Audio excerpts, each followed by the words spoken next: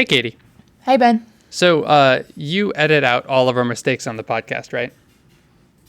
I don't know that all of them, but a lot of them. That was a long pause there. I was thinking about A/B tests because I work at Facebook, Google, Netflix, all of the big companies, a lot of the smaller companies too, will often do testing on their users to see, like, does this website work better or does this other new version of the website work better?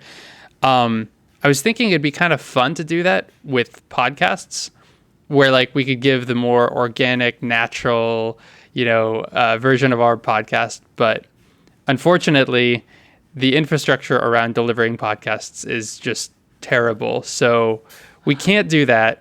I also Don't worry. feel like Yeah. an A/B test is probably not necessary here. I'm pretty sure that the answer is not that people want to listen to the raw audio footage. That's probably 'cause, true. Yeah, there's lots of long pauses while I look things up on Wikipedia. Yeah. No, me too. Anyway, we're going to talk about A/B tests out of the context of podcasts. You are listening to Linear Digressions. So one thing you might be wondering is why go through all the hassle of A/B testing? So an A/B test, maybe to just step back a second, like you said, is that you have a hypothesis. There might be version A of something that's superior, or it could be version B, and you don't know, and so you need to find out. And an A/B test is a randomized controlled experiment where you take some people and you randomly assign them to get version A, and you get everyone else randomly assigned to version B. And then you sort of do the analysis. Like, let's say you're looking at something like, how long do people listen to an episode of our podcast? And if we see that in group A, we have a bunch of people who drop out halfway through because we didn't edit it properly, and people are like, I don't have time for this. Then we compare that to group B, where they stick all the way through to the end and we did edit it. Then we can say with some confidence that the editing is something that's important for making sure that people listen to the whole podcast, right? This seems a little expensive, though, because if half the people are getting a bad podcast and half of them are getting a good one, then half of them are getting a bad podcast, having a bad experience listening to this episode, and then they may not come back. Or if, let's say, I'm Amazon or Netflix or something, and I roll out a new website design, and I want to test this very big change, and let's say that my business goes down by 5% because the website is a little bit more difficult to use or something like that, that's a really expensive test. And I mean, even if your new website is better, still, if you split it down the middle, you're not getting all of the benefits of the new website. You're effectively losing money compared to a choice that you could make if you were to, say, split it 50-50. I mean, it can even be more expensive than that, because this isn't a framework that's only used for testing websites, right? This is right. Randomized control trials are how they do drug tests. And so drug tests, usually the way they do it is they have some medicine that they're trying to test, and it's well known that there's a placebo effect. So just someone knowing that they're taking some kind of substance that could be giving them a benefit has been shown to give them a benefit, even if what they're taking is not actually, it's just a chemically inert substance like a sugar pill. And so in the context of a drug trial, like, you have a drug there that you think could be helping people who have some illness, and you have a placebo, which you know is not going to do anything more than just make them, think in their head maybe that they feel better. It introduces strong ethical questions. Is it even ethical to purposely not give people something that you know could be helping them because you want to do a scientific study? And this is something that I think doctors and researchers, the consensus is that, like, yes, this is the way that we have to make scientific progress, is by using these randomized control trials. But yeah, it's a really heavy issue, and you have to be very thoughtful about going through all of this expense and perhaps leaving people behind, so to speak, in the name of making progress. And so it's worth stepping back a little bit and saying, well, why do we have to do it this way? Why can't we just give everyone what we think is the new website, and we see if our metrics improve after that happens? And then if they do, then we say, like, woohoo, new website, you're in.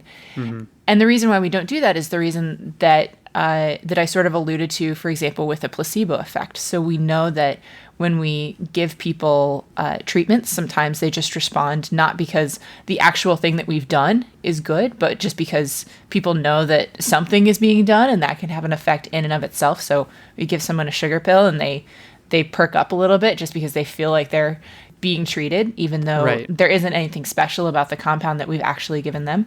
Another thing that can be really tricky is causality. It can be easy to mess up the direction of it and the exact way that it's working. So let me give you an example. This was an article that I read in the New York Times. They were talking about, this was a while ago, there was some study that they were running in schools where there were children who were being assigned to the special after-school tutoring program. And they were finding that students who went through the tutoring program actually did worse than their peers who didn't get extra tutoring. And So they assume that the tutoring program is making kids do worse. that was kind of the implication, like, oh, isn't this tutoring program doing a bad job? But if you think about it, the kids who end up in the tutoring program, if they're not being randomly assigned, those are the kids who their parents are saying, oh, I think my kid needs some extra help and they're falling behind. And so therefore I'm going to place them into this extra program. And you don't have a way of knowing if they would have been falling behind anyway. And maybe the tutoring program is actually helping a lot and they're doing better than they would have done if they hadn't had it. But you don't have a way of sort of living in both of those worlds. The one Right. where they do get the tutoring and the one where the same student doesn't get the tutoring, because you can't split the universe that way. Yeah, absolutely. It's not necessarily intuitive. This is why we need a system, like a script to follow, basically, to say, like, if we want to control for bias, this is how we do it, as opposed to, just use common sense and control for the bias, make sure that you're not misinterpreting things. Yeah, and so controlling for the bias, the way that we do that is with the randomization. And so the randomization is sort of the best thing that we have that allows us to live in both worlds, the world in which the students get the after-school tutoring and the world in which they don't. Because the idea is that you want to have, in a perfect world, where the laws of physics do not apply, you could take literally the same student and send them through the after-school tutoring and also not send them through the after-school tutoring. And then look at the outcome of what happens in each of those scenarios. And then the difference between those two outcomes is what we would call the treatment effect, the effect of the tutoring. So you're basically saying rewind time and do everything exactly the same, but just with one key difference.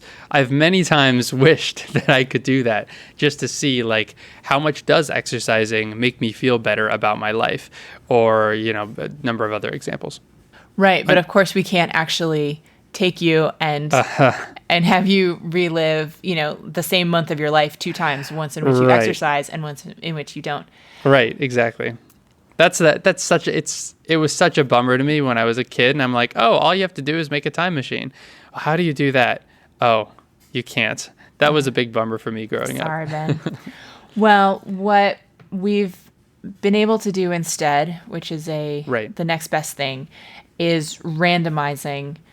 You take many different people and you randomize whether they get the treatment or they don't, whether they get the after-school tutoring or they just go home after school or whatever. And the idea there is that if you have enough people and you split them up into 2 very large groups, those 2 groups will behave pretty much the same way. I mean, of course, there are going to be outliers. There are going to be people who behave differently who might be in one group versus the other. But if you look at the big picture, the whole sum, the behavior will be roughly similar with enough people. And one thing that's really important is that they have to be randomly assigned. And you can't allow people to self-select into these groups for the reason that we were saying about, for example, maybe people are selecting to be in the after-school tutoring because they know that, they failed their last math test and they need a little bit of help. Another reason why the randomization is really important is because another way that you can get this wrong if you're not careful about the randomization is you're trying to study the relationship between 2 things. And sometimes you'll see them moving together, but it's not because one is causing the other. It's because both of them are being jointly caused by some third thing. Okay. So what's an example of that? Well, so one that leaps out to me immediately is, let's say you see that people dying of cancer and people who have very poor oral health, like their teeth are falling out and things like that. There's some correlation there. And you say something like, oh, well, maybe the people who have bad oral health, we come up with some story about how they don't eat as well, and then them not eating as well is causing them to eat this junk food that eventually causes them to have cancer, many years later. Or you could even just say the worse your oral health is, the more likely you are to get cancer, like as a more direct thing, like your teeth, I don't know, cause cancer somehow. Right. Or what might also be plausible is that there's some third thing that's causing both bad oral health and you getting cancer down the road, like right, smoking. Exactly. Yeah. And actually, this is kind of an interesting story because smoking for a very long time, I mean, not really during our lifetimes, but in the 50s, 60s, 70s, it wasn't clear that smoking actually caused cancer. And part of the reason that it took so long for people to figure out there's an extremely strong causal link between smoking and things like lung cancer. But it took a really long time for people to sort of fully grasp that politically, because the thing that the cancer industry, the cigarette industry was saying, The cancer industry. so the thing that they were saying is that, yes, there's obviously, we look at the incidence of, say, lung cancer in people who smoke and the incidence in people who don't smoke. And we see that there's much higher cancer rates in people who smoke. But maybe that's because they're just people who are more likely to get cancer. And maybe there's certain genetic factors that happen to make you like nicotine. And those are the same genetic factors that happen to make you more susceptible to lung and throat and mouth cancer. And it's not really our fault. This was going to happen anyway. And it's just like we happen to be a convenient scapegoat. And Oh, wow. and that, really stalled progress on things like cigarette warnings, the labels that they have on cigarettes that tell you how bad it is for you. And, for a long time, the advertising laws for cigarettes were much more lax than they were now. People were advertising to kids and all this stuff because the causal link was constantly just kind of being poked at by, in particular, like the tobacco industry, which obviously it's easy to make up excuses. Sure, yeah. So these can be they can have really, really big public health effects. And of course you can't, the other reason it took so long to figure this out is because there isn't really a way that you can randomize whether people pick up smoking or not, right? You can't pick a bunch of people at random from the sidewalk and say, like, you have to start smoking now, and see if their incidence of smoking in those randomly chosen people is higher many years down the road. Because first of all, that would be completely impractical. And secondly, seems extremely unethical. And so that, additionally made it something very difficult to study in direct experiments the way that you usually would with something like, a website or a more controlled situation. And it was just that the link is so strong and so undeniable that it was eventually able to be established that no, there was a causal relationship here. So while we're talking about correlation versus causation, I've got another question in the what's the third factor quiz that we're doing, which is the more firemen that are sent to a fire, the more damage that gets done. To the house from the fire? Well, from the fire. The from the fire is the third part. Oh, yeah. Well, of course. Right. Well, exactly. So that's an easy one. But like if you said this to an alien who didn't really understand a lot about our society and the things that tend to happen, they would quite reasonably maybe conclude that the firemen are the ones who cause the damage. There's a really funny website, which I completely love. It's, I think, called like Spurious Correlation Finder or something. Oh, that's amazing. Have you ever seen this? I have not seen this, no, but I have looked up spurious correlations in other places. I actually have another one for you, which is that there's a fairly strong correlation between the number of Nobel Prizes won by a country, adjusting for population, and per capita chocolate consumption. That sounds like a spurious correlation. Right. So Switzerland is at the top in both. Both. Yeah. So I'm looking at the tylervigen.com/spurious correlations. I highly recommend it. Very What high. was that URL again? Tyler Vigen. Tyler Tyler. Vigen, I assume is his last name. VIGEN.com. /spurious /spurious correlations. And he has a bunch of these. Let's see, with a 94.7% correlation, there seems to be a strong relationship between the per capita cheese consumption and the number of people who died by becoming tangled in their bed sheets. Oh, I see. That was a That was a grim one. What else do we have here? The divorce rate in Maine correlates very strongly, over 99%, with the per capita consumption of margarine. Oh, so that's going on. That's nasty. We've also got the global average temperature is correlated with the number of pirates. Oh, interesting. Sorry, inversely correlated, I should say. That reminds me of another one that I once heard, which is that the crime rate is highly correlated with ice cream sales. Oh, really? But the causal link that's actually, this is one of these A and B are caused by C situations. They think of the causal link here is just that crime goes up when it's warm out. People tend to be outside of the house, and like you can stay out later without it being uncomfortable and things like that, which also happens to be when people eat ice cream. So I didn't know that. That makes a lot of sense. Yeah, so without the benefit of something like an A/B test, if you're ever trying to figure out if there's causality going on, you're always going to be kind of caught in these little whirlpools. Well, not always. You can do observational inference, but it's super, super hard. So in general, when you're trying to understand if there's causality going on, A/B tests or randomized control trials are the way that you have to go. Right. Linear Digressions is a Creative Commons endeavor, which means you can share or use it any way you like. Just tell them we said hi.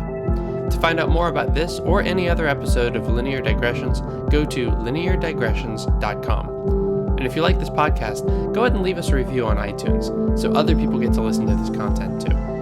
You can always get in touch with either of us. Our emails are ben@lineardigressions.com and katie@lineardigressions.com in case you have comments or suggestions for future shows. You can tweet us at lindigressions.